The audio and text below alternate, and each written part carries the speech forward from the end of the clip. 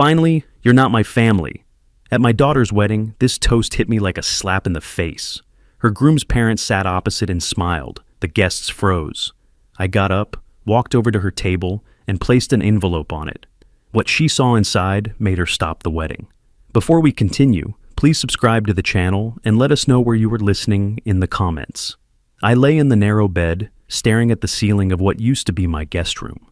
The smallest bedroom in my own house. The one they'd moved me into 3 months ago when Joseph and Denise needed more space. Downstairs, voices drifted up through the floorboards, muffled but persistent, like wasps trapped behind drywall. I'd been trying to sleep for over an hour, but something about their tone kept pulling at my attention. Not the words themselves, just the rhythm, conspiratorial, excited. The digital clock on the nightstand blinked 11:47 p.m. March in Scottsdale meant the desert had finally cooled after another brutal day, but the room felt stuffy and close. The window didn't open properly. I'd mentioned it twice. Nobody had fixed it. I needed water. I swung my legs off the mattress, bare feet finding the cold tile floor. My knees protested. 64 years of wear, though I still move better than most men my age. The house settled around me with familiar creaks as I moved toward the door, easing it open without a sound. 30 years as a judge had taught me patience, observation, the value of silence, how to read a room before entering, how to listen without being noticed. I descended the stairs slowly, one hand trailing along the wall for balance in the darkness. The kitchen light spilled into the hallway below, casting long shadows across the tile. I could see the edge of the granite countertop, the corner of the refrigerator I'd bought when Carolyn turned 16. Then Joseph Rice's voice cut through the murmur, sharp and clear enough to stop me cold. After the wedding, we get the house transferred to Carolyn. I froze 3 steps from the bottom, my hand gripping the doorframe. The wood felt solid under my palm. Real. I wasn't imagining this. The old man won't last forever anyway, Joseph continued. His voice carried that particular satisfaction of someone dividing an inheritance before the body's cold, before the will's even read. Best to handle it while he's still cooperative, while he thinks we're one big happy family. Andrew spoke next, my future son-in-law, his tone measured and calculating in a way I'd heard before but never quite registered. What about the will? He could leave everything to charity out of spite. I've heard about judges doing that. We convince him to rewrite it. That was Joseph again, and I could picture him leaning back in my chair at my kitchen table, comfortable and confident. He's weak when it comes to Carolyn. Always has been. A little pressure from her, some tears about wanting security for her future children. He'll sign whatever we put in front of him. I've seen it 100 times. Denise Rice's laugh came quick and bitter, the sound of someone who'd grown tired of pretending. Honestly, he's not needed anymore, just takes up space and complains about everything we do, the temperature, the noise, what we cook. I waited for Carolyn to object, to defend her father, to say something, anything, that would prove I'd misunderstood, that this was some dark joke I wasn't meant to hear, that my daughter hadn't become someone I no longer recognized. The silence stretched, dishes clinked softly, water ran in the sink. Someone's chair scraped against tile. Mom's right, Carolyn finally said, her voice flat and distant, like she was discussing a broken appliance. We need to think practically. He had his life. Now it's our turn. My jaw tightened. The cold tile beneath my feet suddenly felt like ice spreading through my bones, up my spine, into my chest. I'd heard enough conspiracy in courtrooms to recognize the real thing. This wasn't speculation or idle fantasy. This was planning, strategy. They'd already moved past whether and arrived at how. I retreated up the stairs, each step deliberate and soundless. Back in the small bedroom, I sat on the edge of the mattress in darkness, hands resting on my knees. The house I'd bought 23 years ago, after Linda died of breast cancer. The house where I'd raised Carolyn alone, working double shifts between the bench and parent-teacher conferences, making her breakfast before school, and reviewing case files after she'd gone to sleep. The house where these people now plotted my irrelevance like I was already gone. She wasn't always like this. Something had changed after Andrew's family moved in 6 months ago. First Andrew, then his parents a month later, when they said they'd sold their place in Tempe and needed temporary housing. Temporary had become permanent. Or maybe it changed before that, and I'd been too tired, too accommodating, too focused on not dying alone in an empty house to notice the shift. I didn't sleep. I watched the ceiling until dawn broke through the blinds, painting everything in shades of gray and amber. My mind worked the problem like I'd worked thousands of cases before. Evidence, motive, pattern of behavior. They'd positioned themselves perfectly. Living in my house, learning my routines, gaining my trust, waiting for the right moment. The kitchen was empty when I came down at 7. On the table sat an envelope, cream-colored and heavy, my name written in elaborate calligraphy across the front. I opened it standing at the counter, the morning light harsh through the window. The wedding invitation was a work of art, embossed gold lettering, silk ribbon, a photograph of Carolyn and Andrew looking radiant against a sunset backdrop. April 26, 2025, 1 month away. The ceremony would be held at the Desert Botanical Garden, reception to follow at the Phoenician Resort. Black tie optional, 200 guests invited to watch my daughter marry into a family that wanted me erased. I set the invitation on the counter and stared at it. Not with pain, that would come later, in private moments I couldn't control. Right now, something else settled over me. The same clarity I'd felt countless times before, sitting at the bench while attorneys presented their cases. The ability to see patterns, to separate emotion from evidence, to understand what people really wanted versus what they claimed. 30 years examining testimony had taught me this. People reveal themselves when they think no one important is watching, when they believe the judge has left the room. I picked up my phone from the counter. My hand was steady. Mark Holmes had given me his personal number years ago, back when we'd worked the Hartman property dispute together. He'd told me to call anytime, day or night. It was time to make a call. I left before dawn the next morning, while they still slept in my bedrooms, ate from my kitchen, plotted in my living room. The garage door opener sounded too loud in the pre-dawn silence, but I was in my car and backing down the driveway before any lights flickered on inside. Let them wonder where I'd gone. Let them assume I was taking an early walk, running errands, being the harmless old man they had decided I was. Scottsdale before sunrise looked stripped and honest. Traffic lights blinked yellow at empty intersections. The mountains to the east were black silhouettes against a purple sky that would turn brutal blue within hours. I drove with the window cracked, desert air sharp and clean against my face, carrying the smell of creosote and dust.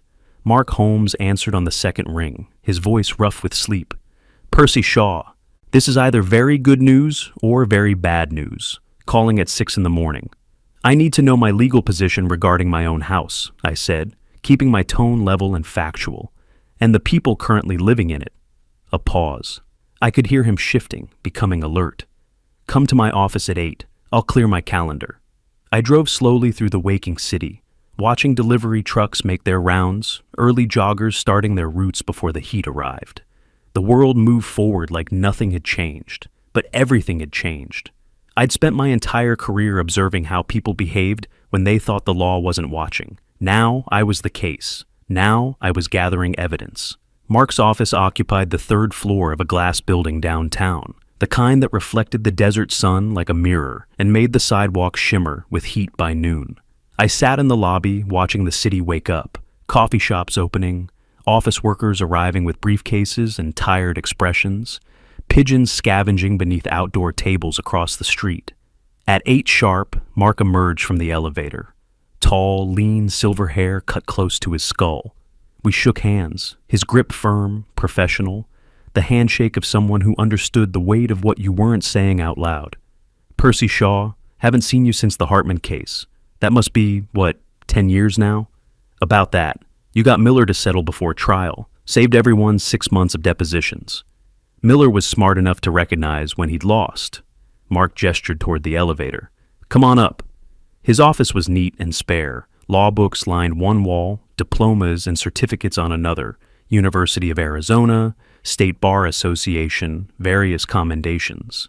We sat across from each other at a conference table that still smelled faintly of lemon polish, and I laid out the situation without embellishment.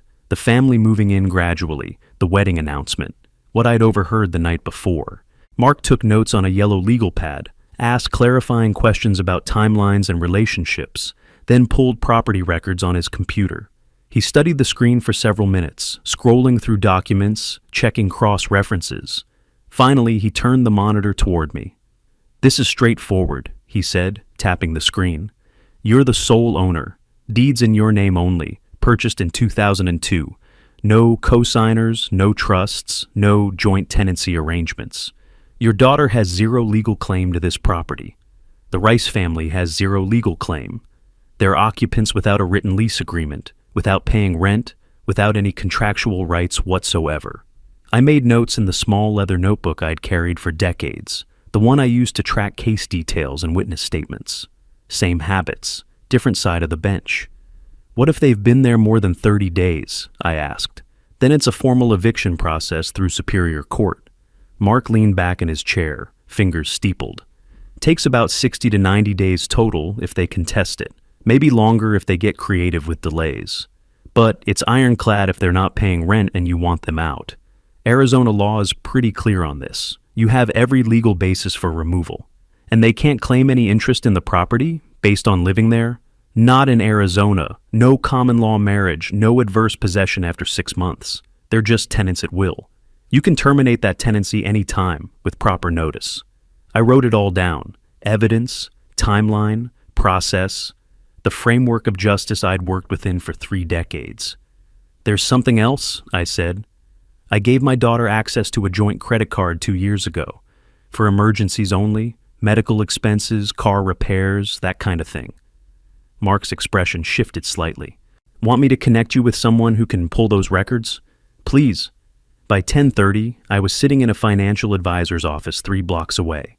A bright space with floor-to-ceiling windows overlooking Camelback Mountain. The advisor was a young woman in a gray suit, professional and efficient, pulling up account statements on her monitor with practiced keystrokes. Her expression shifted as she scrolled through the data. Subtle at first, then unmistakable.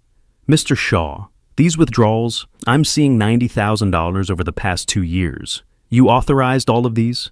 The number hit like a fist to the sternum. I kept my voice level, controlled, the way I'd trained myself to stay calm when hearing unexpected testimony. I authorized emergency access. This wasn't emergencies. She printed the statements without another word. I studied each line item with the focus I'd once brought to complex financial fraud cases. Furniture stores, restaurants, cash advances at casinos, electronics purchases. A pattern emerged quickly. Roughly $3,750 per month, like clockwork, for 24 consecutive months. Enough to fund 3 adults living comfortably in my house, eating my food, driving my cars, planning my exit. I folded the statements carefully and placed them in my briefcase alongside the property records and eviction process documents. I need that card canceled, I said, effective immediately, today. Consider it done, Mr. Shaw. I'll process it right now. Outside, the temperature had climbed into the mid-80s, spring in Arizona. I sat in my car in the parking garage, engine off, reviewing everything I'd learned in 4 hours. The house was mine. The money was stolen. The law was on my side. I had documentation, legal standing, clear process. But that wasn't enough. 30 years on the bench had taught me that timing mattered as much as evidence. Strike too early, and they'd scatter, regroup, find new angles of attack. Strike too late, and the damage multiplied beyond repair. The key was choosing the moment of maximum impact, when they were most exposed, most committed, most certain they'd won. The wedding was 1 month away. April 26th, 200 guests, the Desert Botanical Garden, the Phoenician Resort, Carolyn in white, Andrew in a tuxedo, Joseph and Denise beaming like they'd won the lottery they'd been playing for 6 months. I could act now, serve eviction papers tomorrow, cut off all funds, reclaim my space with the full force of law. But that would only drive them away angry, defiant, claiming I was senile or vindictive or worse. They'd contest everything, drag it through courts, make me the villain in their carefully crafted story. Or I could wait, let them commit fully, let them stand in front of everyone they knew and make their promises, and then show them exactly what happens when you conspire against a judge who spent 3 decades learning how to dismantle conspiracies. I started the engine and pulled out of the parking garage into brutal midday sun. The drive home took 20 minutes through surface streets and residential neighborhoods where sprinklers ran despite the drought restrictions. I entered through the garage, quiet and unnoticed, carrying my briefcase like I'd just been running mundane errands, picking up prescriptions, grabbing coffee. Through the kitchen window, I could see them in the living room. Joseph stretched across my leather couch, remote in hand, watching sports highlights. Denise beside him, flipping through a bridal magazine. Andrew and Carolyn at the dining table with wedding planning books spread between them, pointing at photos, laughing about something. Comfortable, confident, unaware. They had 28 days left in my house. They didn't know it yet. The weeks crawled by. I maintained my silence, prepared my documents, watched them grow more comfortable in their deception. Carolyn and Andrew finalized seating charts at my dining table. Joseph ordered the catering staff around on speakerphone like he was hosting the event. Denise redecorated the living room for pre-wedding photos. Then April arrived, and with it, the wedding day. The country club in North Scottsdale cost me $42,000. The contract had my signature at the bottom, my credit card on file, my name listed as financial guarantor. But nobody mentioned that when guests arrived. I stood in the entrance of the grand ballroom, scanning the space before entering. Crystal chandeliers hung from vaulted ceilings. White linens covered tables arranged in careful clusters. Flower arrangements, orchids and roses, marked each centerpiece.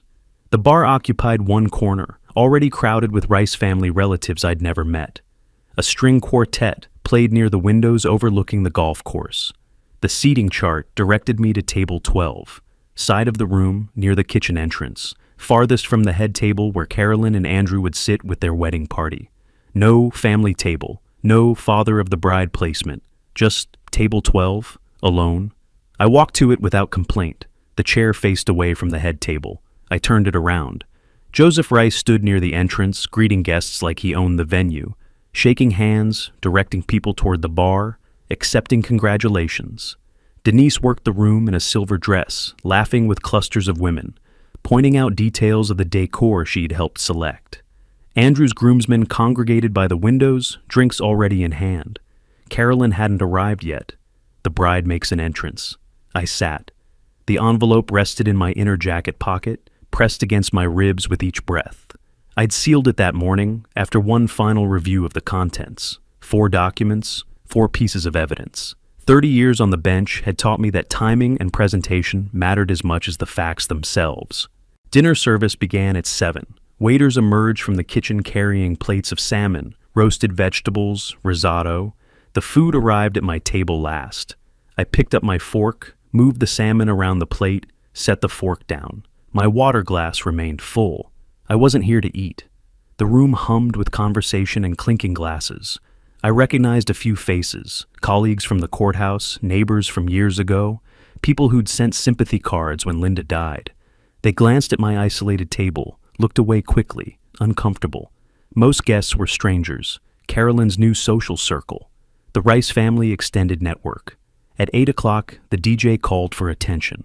Carolyn and Andrew emerged from a side entrance, and the room erupted in applause. She wore white silk, her hair swept up, a smile that could sell magazines. Andrew looked nervous in his tuxedo, his hand tight on hers as they walked to the head table. They sat. Joseph and Denise flanked them like bookends. The wedding party filled the remaining seats. Bridesmaids I didn't know, groomsmen who'd never met me. Nobody looked at table 12. The first course finished, plates cleared. Then the DJ handed Joseph a microphone. "Thank you all for being here on this incredible day," Joseph began, his voice booming across the room. When Andrew told us he'd found the woman he wanted to marry, we knew she was special. And getting to know Carolyn these past months, watching her become part of our family, has been one of the greatest joys of our lives. Applause. Denise wiped theatrical tears from her eyes. "To new beginnings," Joseph continued, raising his glass. "To family. To the future." The room echoed the toast. Glasses raised, clinked, drained. More toasts followed. Andrew's best man told a rambling story about college. A bridesmaid recounted how Carolyn and Andrew met. Each speaker thanked the hosts, Joseph and Denise Rice, for the beautiful celebration. My name never came up. Then Carolyn stood. She took the microphone from the DJ, her movements practiced and confident. The room settled into expectant silence. "I want to thank everyone who made this day possible," she said, her voice clear and steady. "My wonderful new family, the Rices, who've shown me what support really means, what it feels like to have people who actually care about your happiness. She turned slightly. Her eyes found me across the room at table 12. Dad, I want to thank you for everything you've done. Her tone shifted, cooled. But today is special. The room grew quieter. People sensed something shifting. Today I've finally found a real family. People who understand and support me. She paused, let the words settle. Dad, from today, you're not my family. I found a better one. The silence that followed felt like pressure in my ears. Absolute. Complete. Every face in the room turned toward table 12, toward me, waiting for the old man to break, to cry, to make a scene, to validate their expectations. I heard whispers starting, sharp, urgent, shocked. Did she just... How can she say that to her own father? He paid for everything. I saw the contract. Across the room, Joseph leaned back in his chair, a smile playing at his mouth. Denise touched her napkin to her eyes again, but this time she was smiling too. They'd gotten what they wanted. Carolyn had done it. Cut the old man loose in front of everyone who mattered. I registered their satisfaction, noted it, filed it away with all the other evidence I'd accumulated over the past month. Then I set down my water glass. The crystal made a sharp sound against the table. I stood. The room watched me rise. I could feel every eye tracking my movement, expecting collapse, expecting the elderly father to plead or rage or storm out humiliated.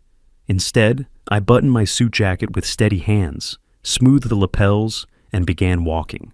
The ballroom stretched before me. My footsteps echoed against marble tile despite the carpet runners. The path from table 12 to the head table felt longer than it was, each step measured and deliberate. I'd walked into courtrooms this way for 3 decades, confident, purposeful, carrying evidence. Carolyn watched me approach, her expression shifting from triumph to uncertainty. I saw her glance at Andrew, then at Joseph. The smile faded from her face, but not entirely. She still thought she'd won, still believed the old man was broken. Joseph half stood, his posture protective. Denise leaned forward, curiosity replacing her earlier satisfaction. Andrew's knuckles whitened around his champagne flute. I reached the head table and stopped, directly across from Carolyn, close enough that the microphone would catch every word I spoke, close enough that guests at nearby tables could see the documents. I reached into my inner jacket pocket, slowly. Let them see my hand disappear into the silk lining. Let them wonder what I was retrieving. My fingers found the envelope's edge, drew it out into the chandelier light. White, unmarked, sealed that morning. I placed it on the table in front of Carolyn, precisely centered between her champagne flute and dinner plate. Then I stepped back, hands at my sides, and met her eyes. "Open it," I said, quiet but clear. The room was silent enough that everyone heard. Carolyn stared at the envelope like it might contain something dangerous. Then her practiced smile returned, that confident mask she'd worn all evening. She picked it up, turned it over in her hands. "What's this, Dad?" Her voice carried sarcasm, played for the audience. "A wedding gift, finally being generous after all these years?" She tore the envelope open, dramatic, performative, pulled out several sheets of paper, unfolding them with exaggerated care. I watched her face change as she read the first page, the bank statement. Official letterhead from Chase, my account number at the top. 24 months of transactions printed in neat columns, but certain lines had been highlighted in red marker. Withdrawals, cash advances, transfers, and at the bottom, circled in the same red, total $90,000. Her smile faltered. She flipped to the second page. Property deed, copy from the Maricopa County Recorder's Office, complete with official stamps and signatures. The address of my house typed in bold, and underneath, in the section marked owner of record, my name underlined twice in black ink. Percy James Shaw, sole owner. No joint tenancy. No co-signers. The third page came out slower, her hands starting to shake now. Revocation of authorized user. Formal bank document dated yesterday, April 25th. The joint credit card access I'd granted 2 years ago, terminated. Notary stamp at the bottom, making it official. The fourth page she almost didn't want to touch, but she pulled it free, and I watched color drain from her face. Eviction notice. Superior Court of Maricopa County header at the top. Legal terminology in dense paragraphs. but the key details were impossible to miss. All occupants except the legal owner had 30 days to vacate the premises. Signed by Mark Holmes, Esquire, filed with the court that morning. "What is this?" Carolyn's voice rose, cracked. What are you doing?" Joseph stood abruptly, his chair scraping loud against the floor. "What kind of stunt are you pulling, old man?" I didn't look at him, kept my eyes on Carolyn, watching comprehension spread across her features like frost forming on glass. "No stunt," I said, my voice carrying across the silent ballroom. "Just legal documents. The bank statement shows $90,000 you withdrew over 2 years. Money I authorized for emergencies, medical expenses, car trouble, actual emergencies." I paused. "Not furniture, not restaurants, not casino cash advances." I picked up the second document from where Carolyn had let it fall to the table, held it up so nearby guests could see the official stamps. "This is the property deed, my house, my name, sole owner." I set it down again, precise, controlled. "Purchased in 2002 with money I earned over 30 years on the bench. No co-signers, no trusts, no claims from anyone else." Denise grabbed Carolyn's arm, leaned in close, hissing something I couldn't hear. Her face had gone pale. I touched the third document. "Revocation of financial access, effective yesterday. The credit card has been canceled, the joint account closed." Then I picked up the eviction notice, let it hang in the air between us. "And this is notice that all occupants, except the owner, have 30 days to vacate the premises." I looked at Joseph now, met his eyes directly. "All occupants. That includes you, your wife, your son, and my daughter. 30 days is required by Arizona law. After that, the sheriff's office handles removal." "You can't do this," Carolyn whispered, but her voice carried no conviction. She was reading the documents again, searching for some loophole, some mistake. "I already have," I said simply. The whispers started then, urgent, shocked, spreading through the room like wind through grass. Guests leaning toward each other, hands covering mouths, eyes wide. Some stood to get a better view. Others pulled out phones, checking facts, texting. The careful social performance of the evening collapsed into chaos. Joseph's face flushed deep red. He started around the table toward me, his hands balled into fists. Denise grabbed Carolyn's shoulder, pulling her close, whispering frantically. Andrew stood frozen between his bride and his father, caught in a situation he clearly hadn't anticipated. The whispers grew louder. Someone said, $90,000? Another voice. "He's evicting his own daughter?" A third. "No, she said he wasn't family anymore. He's just taking her at her word." I remained standing there, hands at my sides, breathing steady. 30 years of maintaining composure on the bench. 30 years of delivering verdicts while defendants raged or wept or threatened. This was no different. The documents lay scattered across the white tablecloth. Evidence, truth, the consequences Carolyn and the Rice family hadn't seen coming. Joseph took another step toward me. The room held its breath. Carolyn's hands trembled as she shuffled through the documents again, as if reading them a second time might change the words. Her perfect makeup had started to run, mascara streaking as tears formed.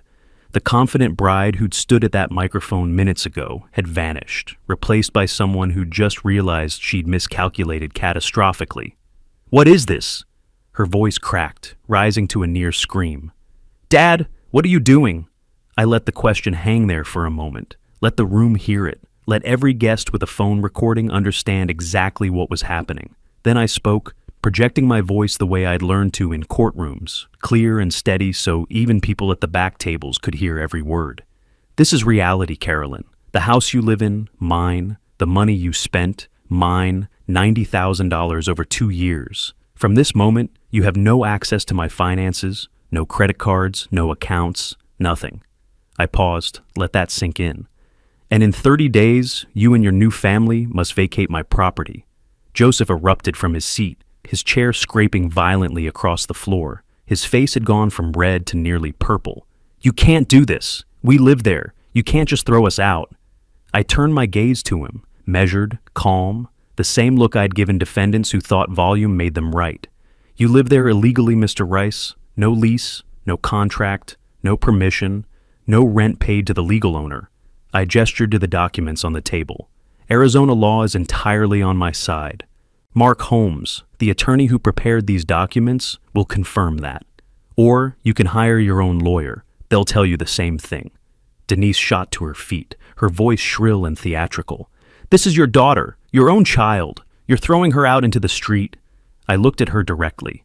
This was the moment I'd been waiting for. The moment I could use Carolyn's own words as the final piece of evidence. She just announced to this entire room that I'm not her family.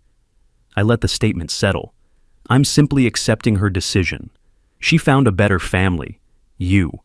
Now that better family can provide for her. The silence that followed was absolute. Someone's phone fell, clattered against the floor. Nobody moved to pick it up. Denise's mouth opened and closed, searching for a response. Joseph started to speak, stopped. Andrew stood frozen with one hand on Carolyn's shoulder, caught between his bride and his parents, saying nothing, doing nothing, choosing nothing. Around us, I could see guests pulling out phones. Some were recording openly. Others typed frantically, texts, social media posts, messages to people who weren't here. The scandal was spreading in real time, radiating outward from this ballroom into the wider world. A woman I didn't recognize whispered loudly to her companion, "Is this really happening? At her own wedding?" Her friend whispered back, "He paid for everything, the venue, the flowers, all of it." And she said that to him. Carolyn collapsed back into her chair, her white dress bunching around her. She looked smaller suddenly, younger. The calculated adult who delivered that speech had disappeared, leaving someone who looked lost and terrified. "Dad, please," she managed. Her voice had lost all its earlier confidence. "Please, we can talk about this. We're done talking," I said simply. "The documents are legal. The timeline is set. 30 days. I turned then, slowly and deliberately. Let them watch me walk away the same way I'd walked toward them. Measured steps, no hurry, no anger. Just a man who delivered a verdict and had nothing more to say. The distance from the head table to the exit felt shorter going back. Maybe because I wasn't walking toward confrontation anymore, but away from it, toward the door, toward whatever came next. Behind me, chaos erupted. Raised voices, scraping chairs, Denise's theatrical sobbing, Joseph's cursing. I heard lawyer and rights and can't believe and how could he. I didn't turn around, didn't look back. I pushed through the ballroom doors and let them swing shut behind me, muffling the sound. The country club lobby was empty, except for a valet who looked up nervously as I approached. I handed him my ticket. He practically ran to get my car. While I waited, I could hear the ballroom doors opening repeatedly behind me, guests streaming out, voices urgent, excited, scandalized. This was the story they'd tell for years, the wedding where the father destroyed the bride. Except that wasn't what happened. The bride had destroyed herself. I'd just made sure everyone saw it clearly.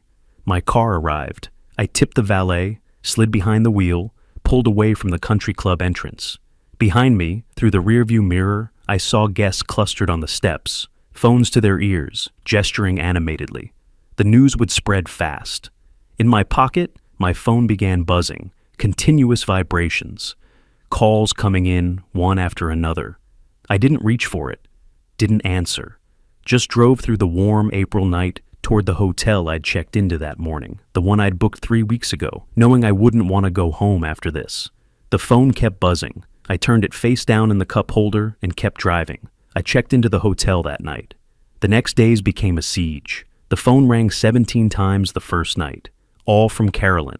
I let every call go to voicemail, listened to none of them. On the nightstand, the screen lit up again and again with her name until I finally turned the phone face down and tried to sleep.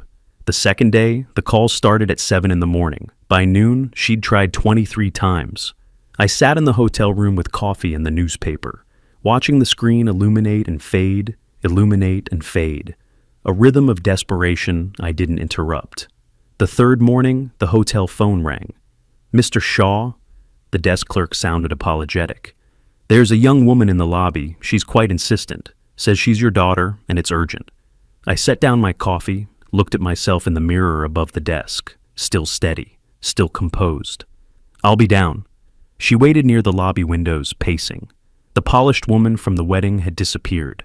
This version wore jeans and a wrinkled shirt, her hair pulled back carelessly. Yesterday's makeup smudged beneath her eyes. She turned when the elevator opened, and something like relief crossed her face. "Dad, thank you. I thought you wouldn't—" "I haven't agreed to anything," I said, staying near the elevator. "You wanted to talk." "Talk." She glanced around at the empty lobby, then back at me. "Can we go somewhere private, a coffee shop, or—" "Here is fine." Her face crumpled slightly. She'd wanted privacy, wanted to control the setting. I wasn't giving her that. Okay. She took a breath, gathered herself. "Dad, please just listen. It was a mistake. The wedding, the stress, everything happening at once. I didn't mean what I said. You know I didn't." I said nothing, just watched her. "Can we just talk?" she continued, the words spilling faster now. "Really talk? I'll move out. I'll pay you back. Every penny. I'll get a job. Just please don't do this. Please." I let the silence stretch, let her hear her own words echoing in the quiet lobby. Then I spoke.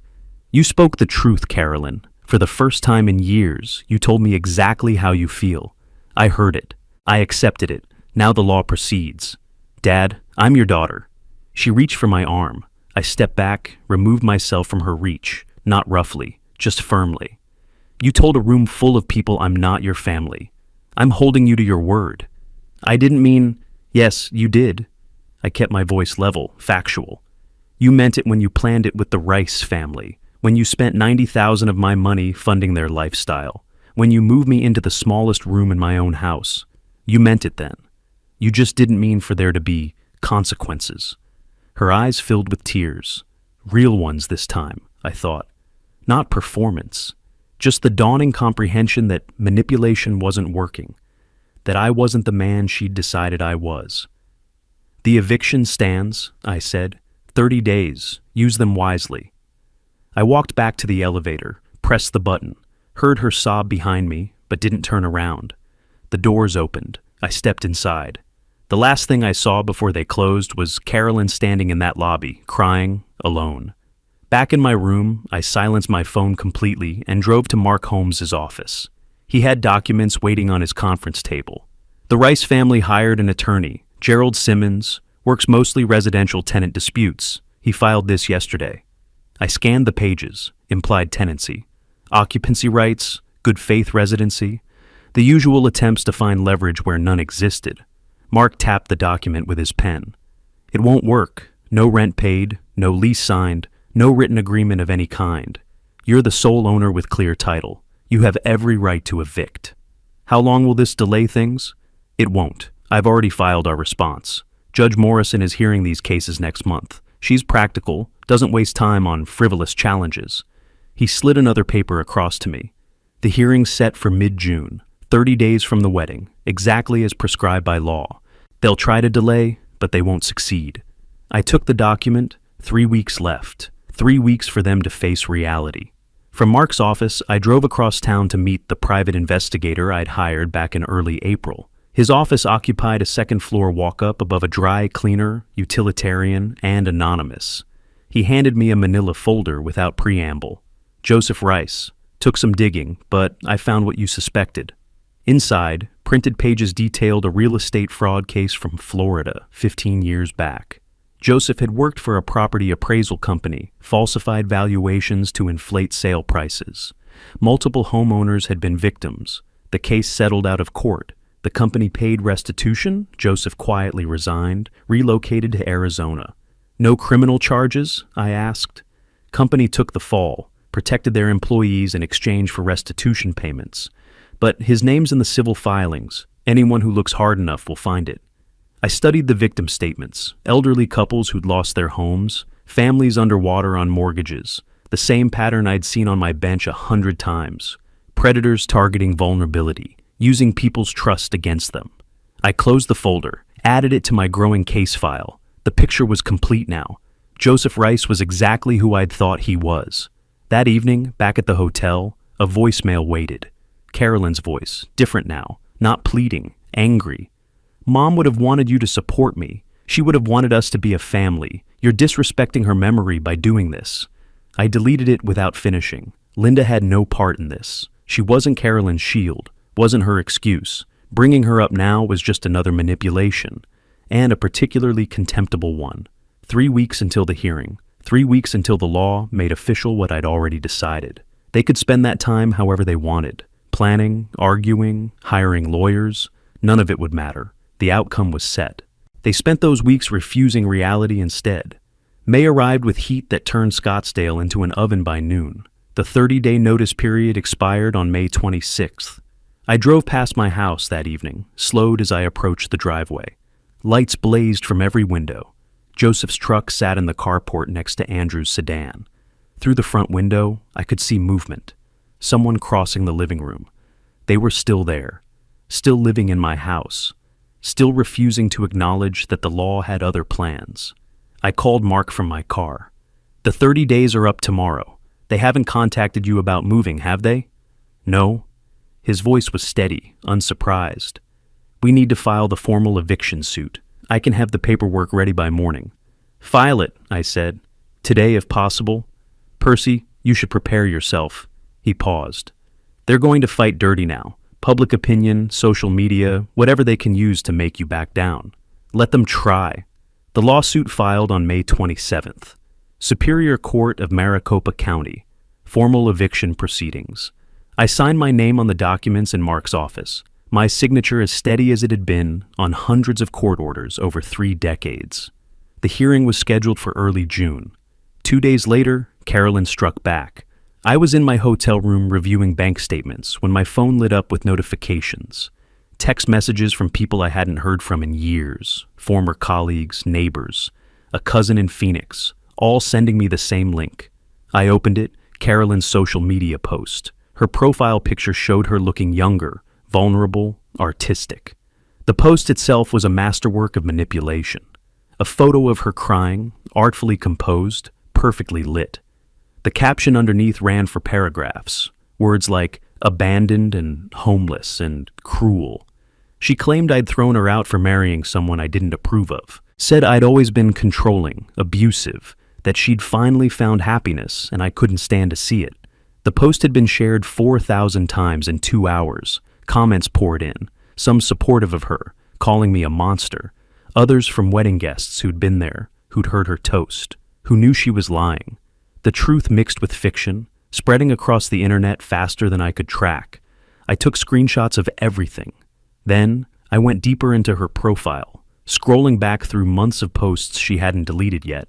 Found them, photos of shopping bags with expensive brand names, captions about daddy's generosity and spoiled and loving it, complaints about living with old people who don't understand fashion, posts about designer restaurants, luxury hotels, weekend trips to California, all funded with my money. I saved every one. Carolyn had deleted them by the next morning, but I already had the evidence archived. The following week, I drove to 3 different coffee shops across Scottsdale. At each one, I met with a neighbor from my street, people who'd lived near me for years, who'd watched the Rice family move in and take over. The first was Eleanor Martinez, 73, who lived 2 houses down. She sat across from me with her tea, her expression troubled. "Mr. Shaw, I want you to know, we saw how they treated you." Her voice was quiet but firm. The way that man Joseph yelled at you in your own driveway, the way your daughter walked past you like you were invisible, it wasn't right. Would you be willing to put that in writing? She nodded immediately. Already did. My husband and I both signed. We heard the fights through the walls, saw you pushed to the smallest bedroom window, watched you leave before dawn like you didn't belong in your own home. The second neighbor, Robert Chen, told me about the late-night shouting matches. We almost called the police twice, the Rice family screaming at each other, at you. Then it would quiet down, and we'd think maybe it was over, but it wasn't. It never stopped. The third, a younger couple with kids, described Joseph's behavior at neighborhood gatherings. He acted like he owned your place, talked about renovation plans, landscaping changes, like you didn't exist. We thought maybe you'd sold it to him. Then we saw you sleeping in that back room and realized something was wrong. I collected 3 sworn statements, added them to my evidence file alongside the bank records, the social media screenshots, the property deed. The court hearing took place on June 4th. I sat in the gallery while Mark presented our case to Judge Morrison, a woman I'd worked with years ago on complex civil matters. She was practical, meticulous, allergic to nonsense. Mark laid out the documentation with surgical precision. Your Honor, the respondents claim hardship, but the evidence shows 2 years of luxury spending from the plaintiff's accounts. $90,000 on furniture, restaurants, travel, entertainment. They chose comfort over savings. They chose his money over preparing for their own future. He placed the social media screenshots on the evidence table. The respondent Carolyn Shaw claims abuse, but her own posts tell a different story. Posts about being spoiled, posts about luxury purchases, posts bragging about her father's generosity, the same father she now claims abused her. Then, the neighbor affidavits. 3 separate households document the Rice family's treatment of Mr. Shaw. Verbal abuse, physical displacement from his own bedroom, disrespectful behavior witnessed by the community. Finally, the property deed.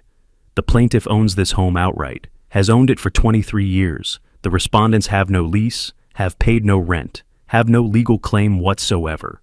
They were given proper 30-day notice as required by Arizona law. They refused to comply. Judge Morrison took 2 weeks to review everything. I waited.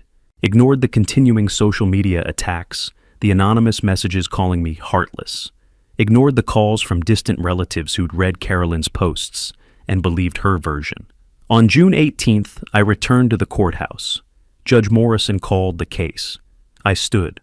This court finds for the plaintiff, Percy Shaw. Her voice carried the same authority I'd once heard in my own rulings. The evidence demonstrates clear ownership, proper notice, and no legal basis for the respondents to remain. The respondents are granted 10 days to vacate voluntarily. Failure to comply will result in sheriff-enforced removal. The gavel fell. 10 days. Mark handed me a copy of the order as we left the courthouse. His expression held something like relief. They'll leave now? They have to? I folded the document carefully, slid it into my briefcase. 10 days until I could return to my own house. 10 days until they faced the consequences they had spent months avoiding. But I knew Joseph Rice, knew his type. 10 days wouldn't be quiet. They tried one more delay, one more appeal. Judge Morrison rejected it within hours. Then, moving day arrived. June 28th.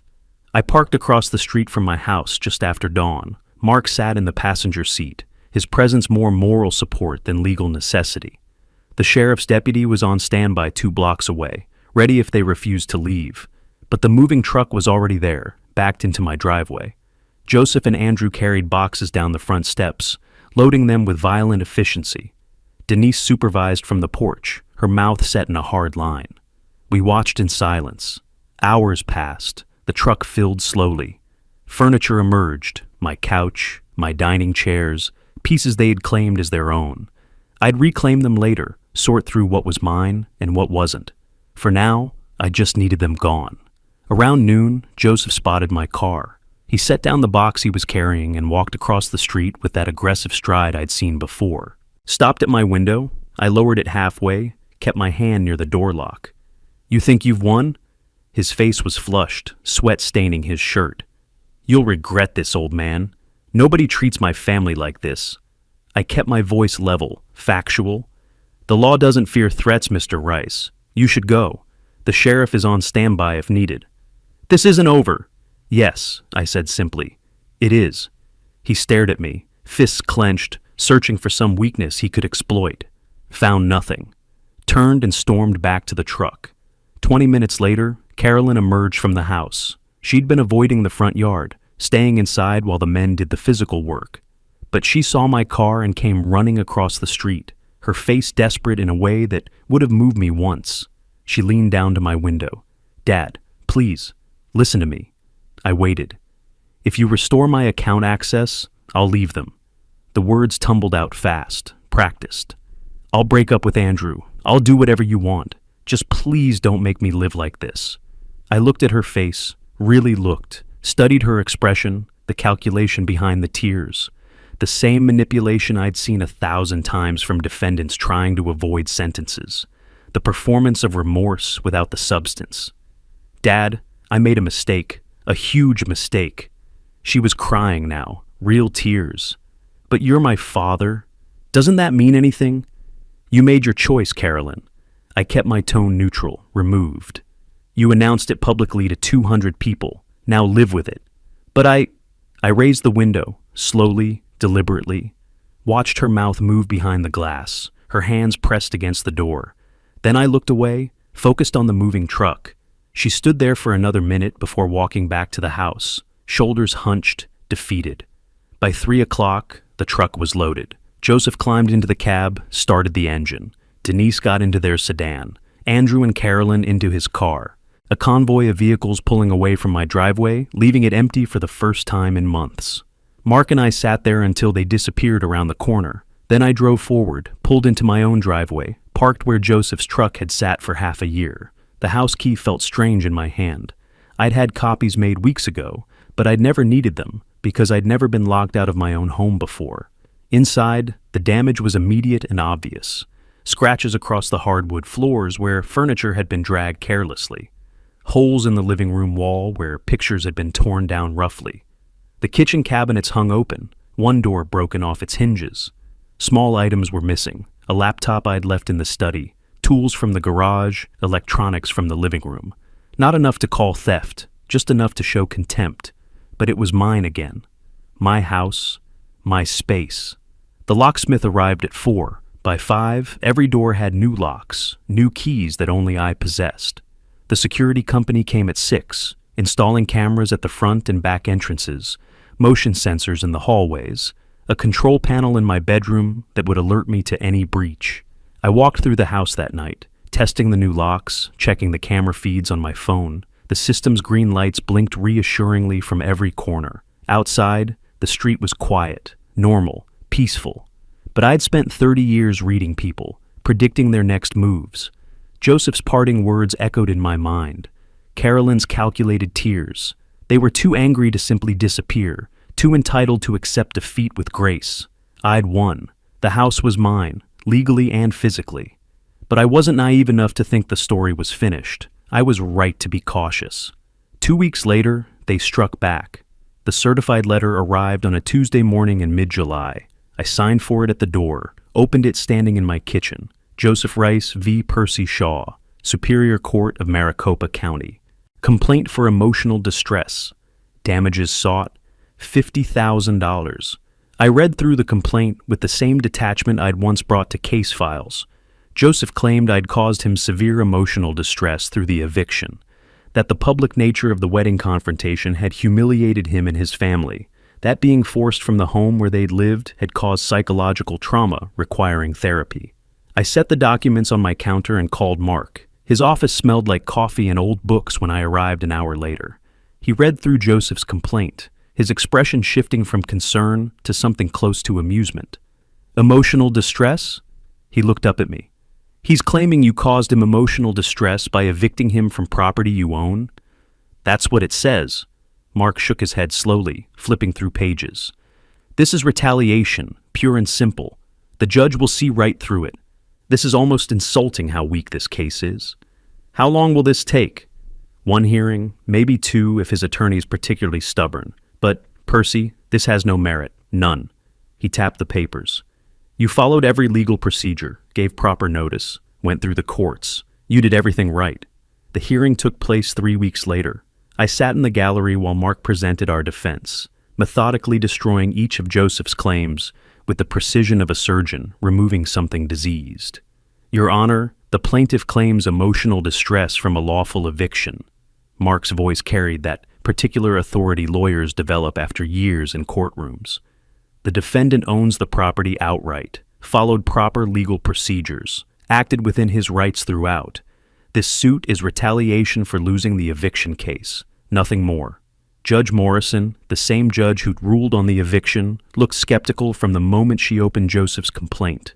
She glanced at Joseph's attorney, a younger man who seemed uncomfortable with his own case.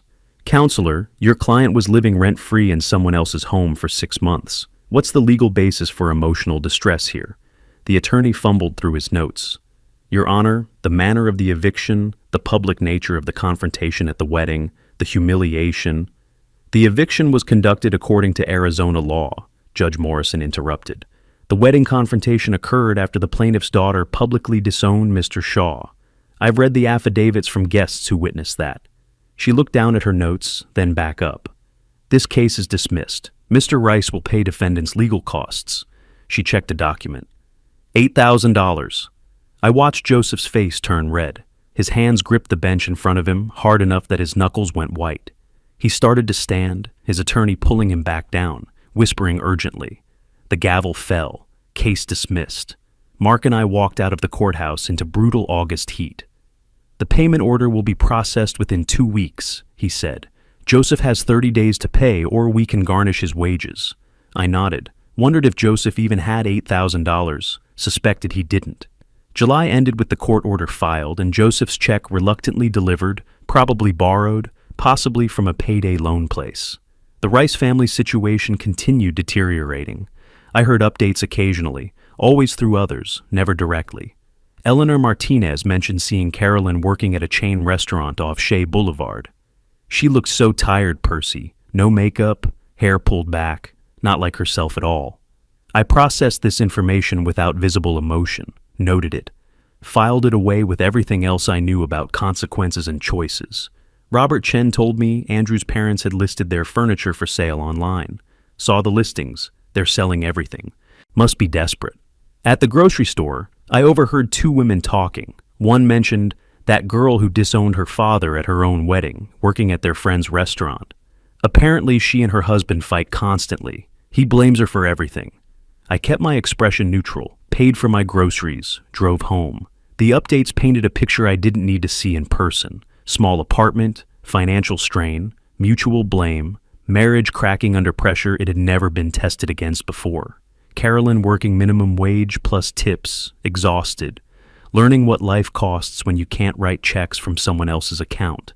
I felt no pity, no satisfaction either, just the sense that natural consequences were working themselves out the way they always did. Gravity pulls things downward, actions have results, the universe maintains its own balance. August arrived with heat that made the desert shimmer. I sat on my patio in the evenings, reviewing estate documents Joan the notary had prepared. My new will, finalized and ready for signature. All assets, the house, my savings, my investments, would go to a charitable foundation supporting elderly people who'd suffered financial abuse from family members. Carolyn was named explicitly in the will, and explicitly excluded. I signed the final page on a Thursday evening, Jean witnessing the signature, notarizing the document with her official stamp. "This is a good thing you're doing," she said quietly. "These foundations help a lot of people who have nowhere else to turn." "I know," I said. "That's why I chose it." The next Tuesday my phone rang with an unfamiliar number. I answered out of habit. "Dad?" Carolyn's voice, but different from before, quiet, tired, no manipulation in the tone, just exhaustion. "It's me. Could we meet? Just talk, please?" I stood on my patio, watching the evening light turn the mountains purple. 30 years on the bench had taught me to recognize genuine desperation. This sounded real, or at least real exhaustion. "Where?" I asked. "There's a cafe on Main Street. Tomorrow afternoon?" "I'll be there." But before that call came another piece of mail, this one expected from Jean the notary. Confirmation that my new will was filed with the county, legally binding, protected from contest. All assets to the foundation. Carolyn explicitly excluded, my legacy secured. I sat with that knowledge the next morning, coffee cooling on the patio table. The desert stretched away from my backyard, unchanged by human drama, constant, indifferent. I'd learned something from it over the years, the value of being unmoved by things that demanded emotional reaction. At 2 o'clock, I drove to the cafe Carolyn had suggested, found parking across the street, saw her through the window, already seated at a corner table, looking diminished in a way I'd never seen before. I entered. The cafe smelled like espresso and cinnamon. She looked up as I approached, and I saw the change immediately. No makeup, hair pulled back in a simple ponytail, clothes that were clean but worn. The polished woman from the wedding had disappeared, replaced by someone who looked decades older than 28. I sat across from her, waited. "Thank you for coming." Her voice was softer than I remembered.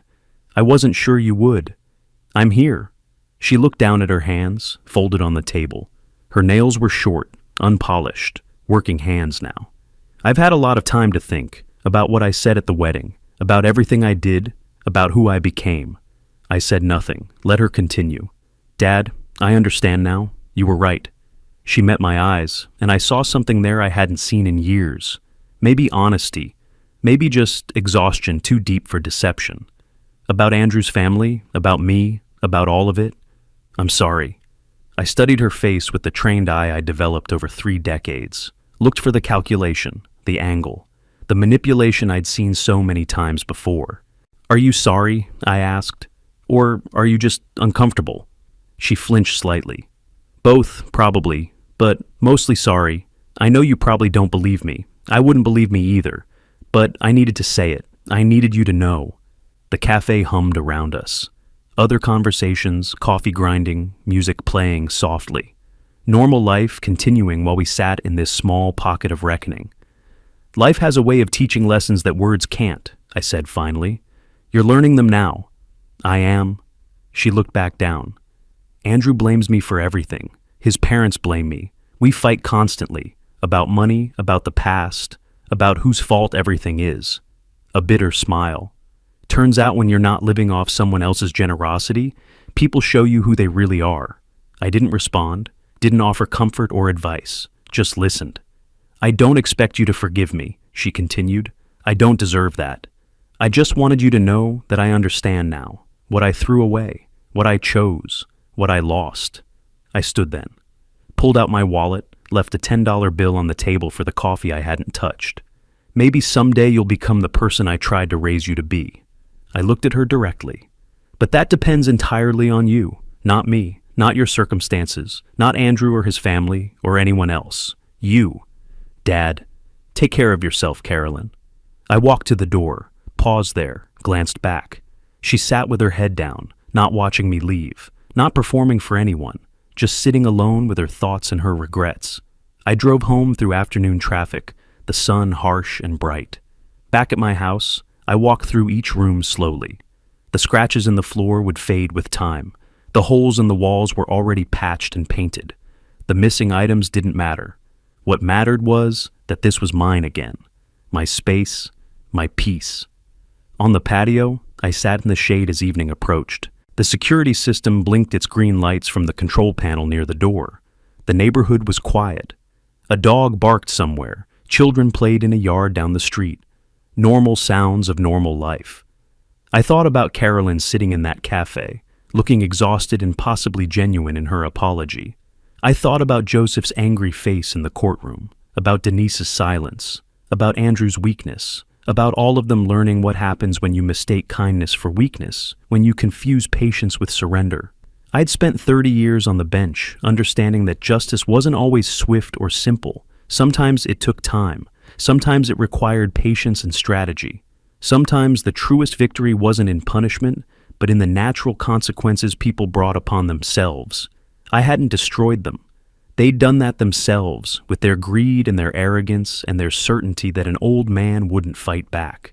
I'd simply refused to be their victim, reclaimed what was mine, protected my dignity, stood my ground. The sun set over the mountains, painting the sky in shades of orange and purple. Another day ending, another season passing, life moving forward the way it always did. I'd won nothing, lost nothing I hadn't already accepted losing, but I'd restored something more important than victory. I'd restored balance, justice, the simple truth that actions have consequences and that patience can be the strongest form of power. Carolyn might change, might learn, might become someone better than who she'd been, or she might not. Either way, that was her journey now, her responsibility, her life to build or break. I was at peace with that, at peace with all of it. The evening air cooled, stars began appearing in the darkening sky. I sat on my patio in my house with my security system quietly protecting what was mine, and I understood what I'd learned through all of this. Sometimes justice looks like revenge. Sometimes it's just setting boundaries and refusing to move. Sometimes the truest victory is simply reclaiming your right to peace. I had that now, finally, completely. And that was enough. If you like this story, Please like this video, subscribe to the channel, and share your impressions of this story in the comments. To listen to the next story, click on the box on the left. Thank you for watching.